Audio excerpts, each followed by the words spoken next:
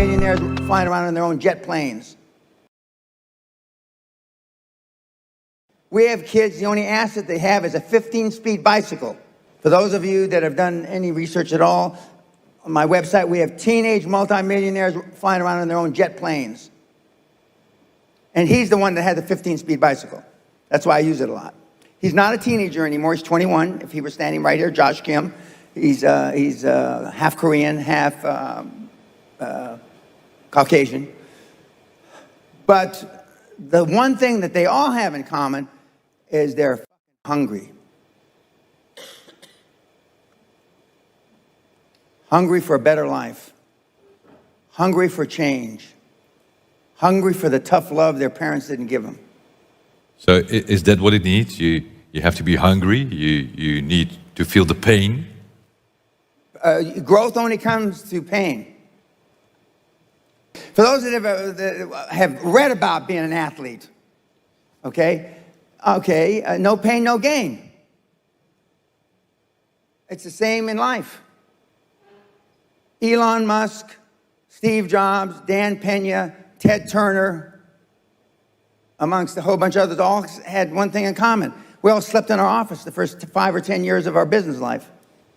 Slept in our office the first 5 or 10 years of our business life. I think we would like to know, how does it work? The QLA principle. Okay. The basics. What can you teach in? There's only one moving part to the QLA model. How does it work? Okay, I'm going to tell you right now. There's only one moving part. But since it's only got one moving part, I'm giving you the benefit of the doubt that you can get this. Motivated seller.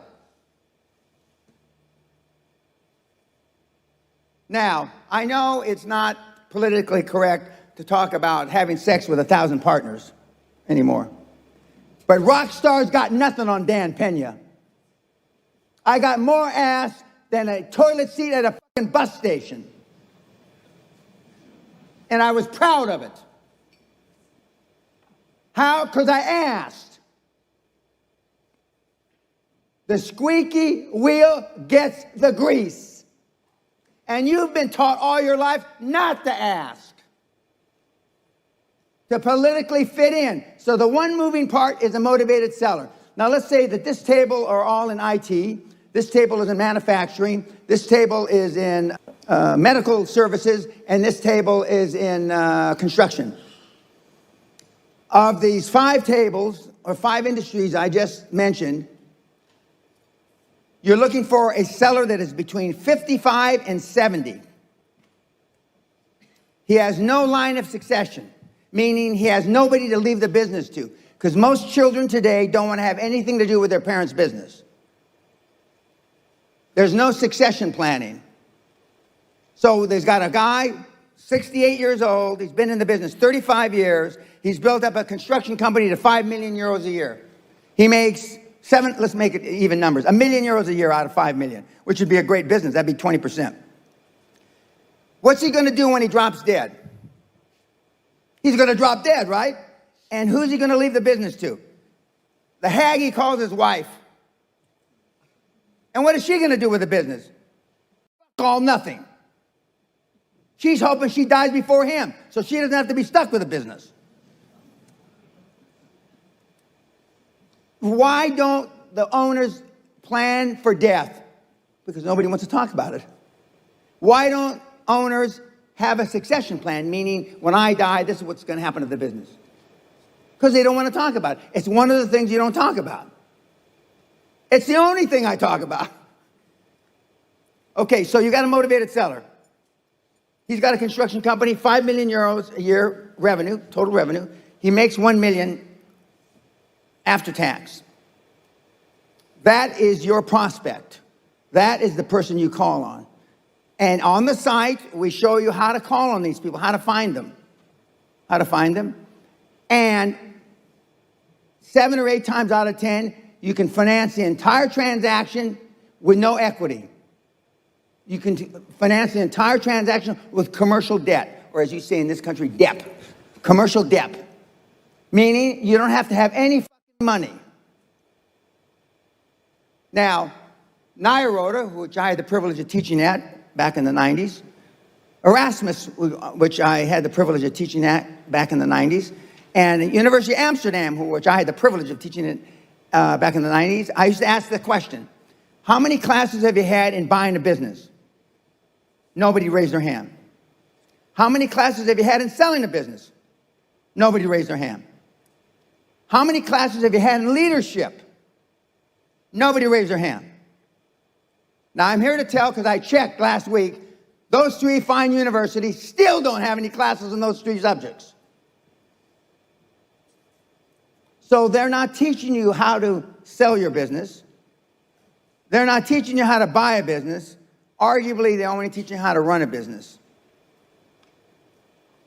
So we have a motivated seller that has not had any succession plan, and that wants out, and that they will look at you with tears in their eyes, rolling down their cheeks. You're their savior. Because otherwise, they're going to die, and most of the owners that I just described in those 5 industries are going to die intestate. That means without a will. Why don't they have a will? For the same reason I just said, because they don't want to talk about dying.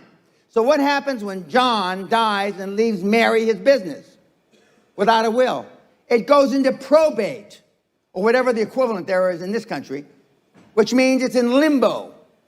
And it's going to be there between 6 and 36 months.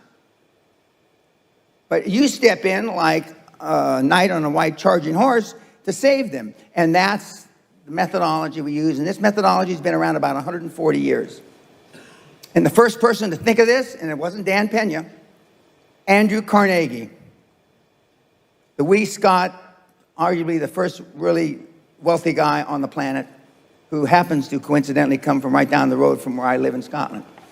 That's what QLA is. It shows you how to go in and buy the businesses for little or no money out of your own pocket and using commercial debt. And what Trump has done to assist you, even though you may not like him, is because now interest rates are at the lowest in 5,000 years.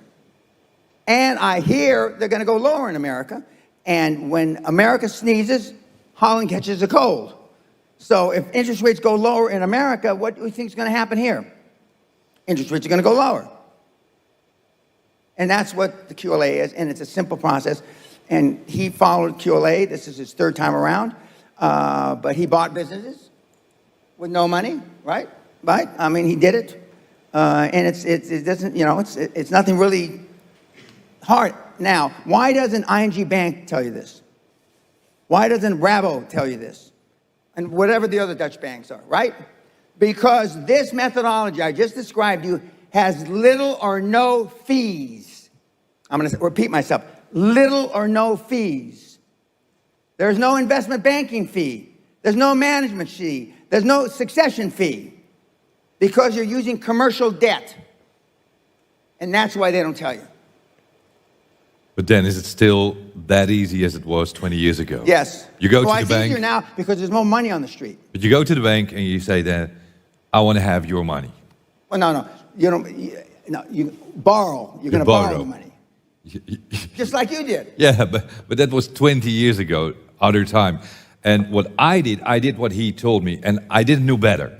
So I went in, ING Bank, I asked for $500,000 and went out with the money.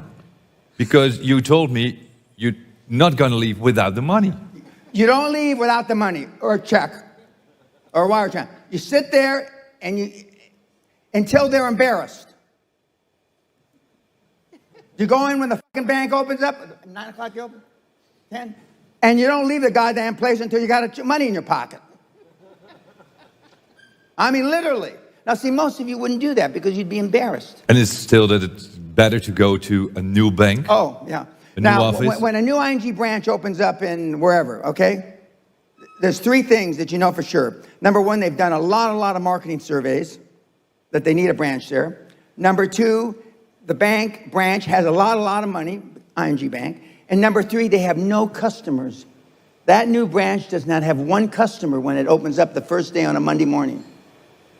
Except for you, because you're going to be the first one in the door. I used to go around in my limousine. I'd go from branch to branch to branch. Boss, wake up, we're here. And I go through the same bullshit, the same pitch, which are all on my site free. And I wouldn't leave without and we give you a script. What is your legal lending limit? What's your personal lending limit? The bank officer. You probably don't even know, if you've ever dealt with a bank, what the legal lending limit of the bank is. You probably don't even know what the banker's legal lending limit. And the banker will say, well, I can sign for $50,000. You personally can sign for $50,000. What a lucky day for the two of us. All I need is $49,500. What a lucky day. And we have kids doing this in the Netherlands today.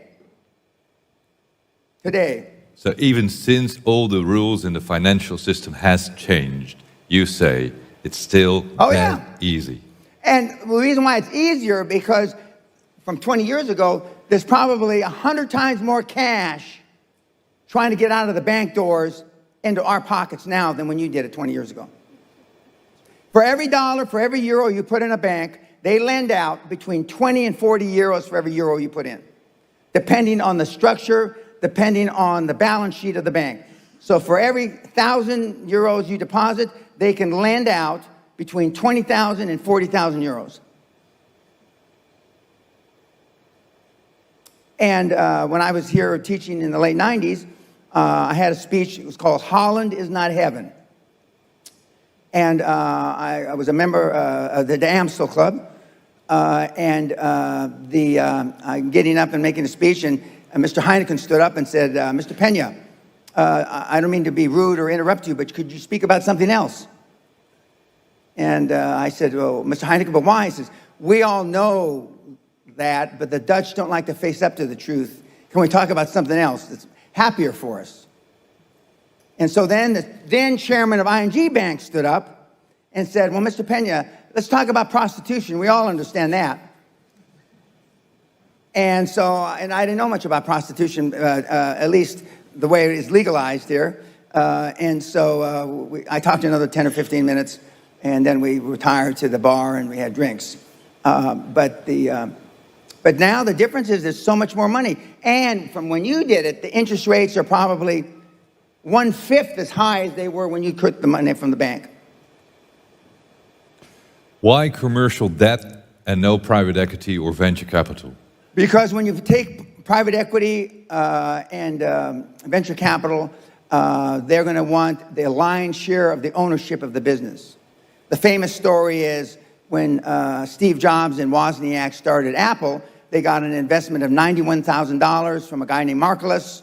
He took 1/3 of the equity, and Wozniak and Jobs took 1/3 each. Now, that $90,000, they take 90% and leave 10% to the founders or the owners.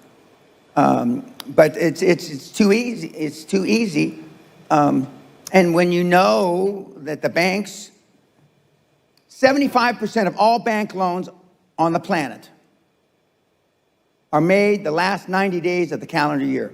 I'm going to say it again. 75% of all bank loans made in the world are made the last 90 days of the year. Why? Because they want to get the money out the door so they can pay Christmas bonuses. Now that's a pretty shitty reason. But if the bankers were smart, they wouldn't be bankers, would they?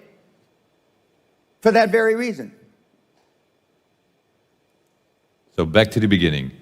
You find a motivated seller. Amen. Or more. Is everyone motivated? Because sometimes you want to buy another business. And he's not motivated, and you want to have it. Well, then you can do a joint venture. A joint venture by accounting standards is a 50-50. Joint ventures are not 80-20 or 70-30, they're 50-50. Because he may not be motivated today, but let's say he's only 57 and he wants to retire when he's 65. You buy 50% of his business, you're his 50% partner for the next 6 or 7 years, and then you buy the next 50% at the end of that 6 or 7 years. But 9 times out of 10, they won't last till they're 65. When they see that they've turned over the reins, so to speak, and they've turned over the leadership, and they've turned over the controls, and you really know what you're doing, then they'll probably last 2 or 3 years and they'll run out. But nobody wants to, well, unless you're having sex, nobody wants to die in the saddle. I mean, I mean, you don't. You want to die and go to where you live in the sun and sail your boat around. And so it's not that hard. But they're not going to call you. So if you're waiting for the motivated sellers to knock on your door, which most of you will, not just this group, any group I speak before, you know, they're not going to knock on your door. Yes, that doesn't happen.